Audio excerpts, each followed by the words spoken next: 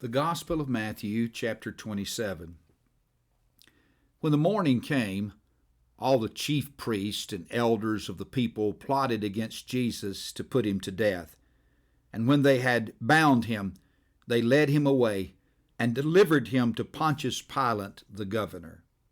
Then Judas, his betrayer, seeing that he had been condemned, was remorseful and brought back the 30 pieces of silver to the chief priests and elders, saying, I have sinned by betraying innocent blood. And they said, What is that to us? You see to it. Then he threw down the pieces of silver in the temple and departed and went and hanged himself. But the chief priests took the silver pieces and said, It is not lawful to put them into the treasury, because they are the price of blood. And they consulted together, and bought with them the potter's field to bury strangers in.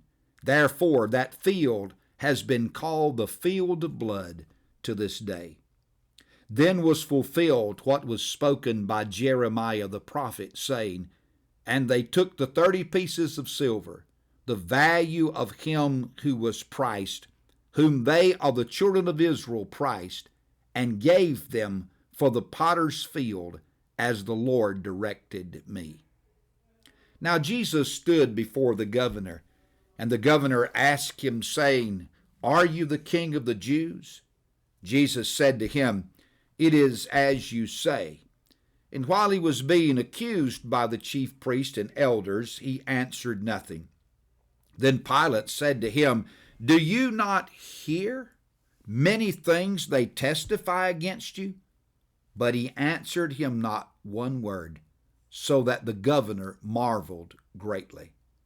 Now at the feast, the governor was accustomed to releasing to the multitude one prisoner whom they wished. And at that time they had a notorious prisoner called Barabbas. Therefore, when they had gathered together, Pilate said to them, Whom do you want me to release to you, Barabbas or Jesus, who is called the Christ? For he knew that they had handed him over because of envy. While he was sitting on the judgment seat, his wife sent to him, saying, Have nothing to do with that just man, for I have suffered many things today in a dream because of him. But the chief priests and elders persuaded the multitudes that they should ask for Barabbas and destroy Jesus. The governor answered and said to them, Which of the two do you want me to release to you? They said, Barabbas. Pilate said to them, What then shall I do with Jesus, who is called the Christ? And they all said to him, Let him be crucified. Then the governor said, Why? What evil has he done? But they cried out all the more, saying, Let him be crucified. When Pilate saw that he could not prevail at all, but rather that a tumult was rising, he took water and washed his hands before the multitude, saying, I am innocent of the blood of this just person. You see to it. And all the people answered and said, His blood be on us and on our children. Then he released Barabbas to them, and when he had scourged Jesus, he delivered him to be crucified. Then the soldiers of the governor took Jesus into the praetorium and gathered the whole garrison around him, and they stripped him and put a scarlet robe on him. When they had twisted a crown of thorns, they put it on his head, and a reed in his right hand. And they bowed the knee before him and mocked him, saying, Hail, King of the Jews! Then they spat on him, and took the reed and struck him on the head. And when they had mocked him, they took the robe off him, put his own clothes on him, and led him away to be crucified. Now as they came out, they found a man of Cyrene, Simon by name. Him they compelled to bear his cross.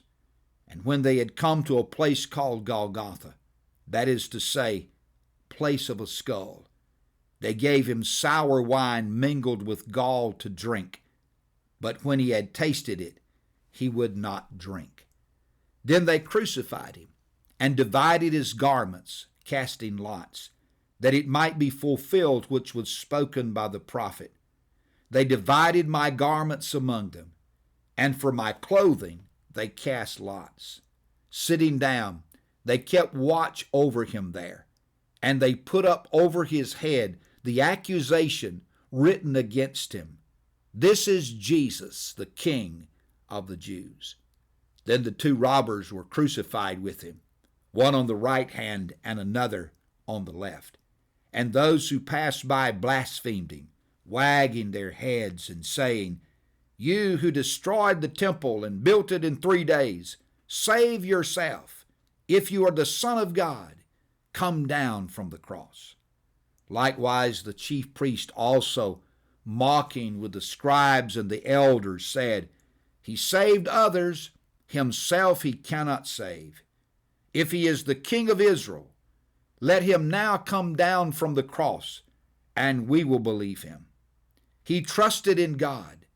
Let him deliver him now, if he will have him. For he said, 'I am the Son of God.'" Even the robbers who were crucified with him reviled him with the same thing. Now from the 6th hour unto the 9th hour there was darkness over all the land.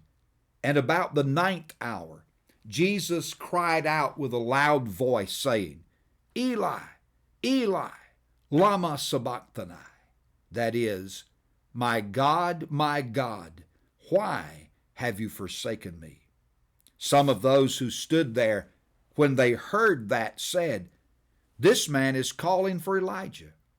Immediately one of them ran and took a sponge, filled it with sour wine, and put it on a reed, and offered it to him to drink.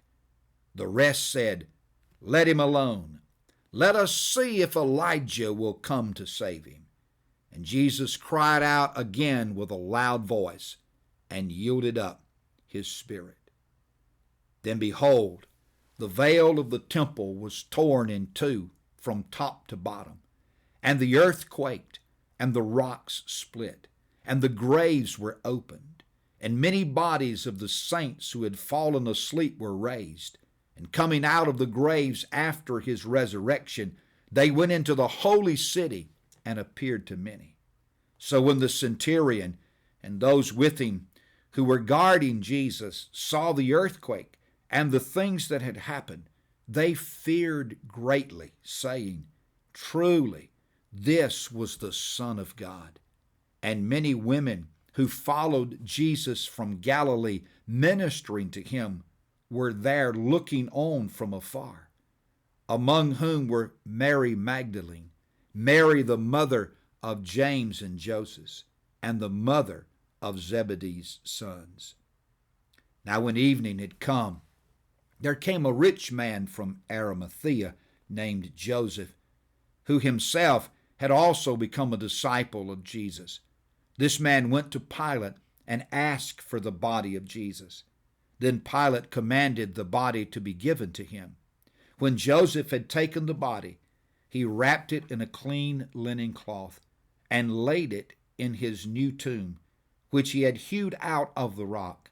And he rolled a large stone against the door of the tomb and departed. And Mary Magdalene was there, and the other Mary sitting opposite the tomb. On the next day, which followed the day of preparation, the chief priests and Pharisees gathered together to Pilate, saying, "Sir, we remember, while he was still alive, how that deceiver said, 'After 3 days I will rise.'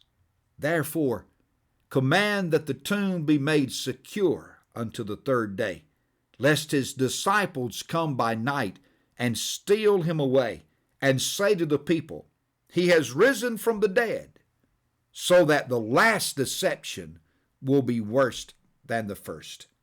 Pilate said to them, "You have a guard. Go your way. Make it as secure as you know how." So they went and made the tomb secure, sealing the stone and setting the guard.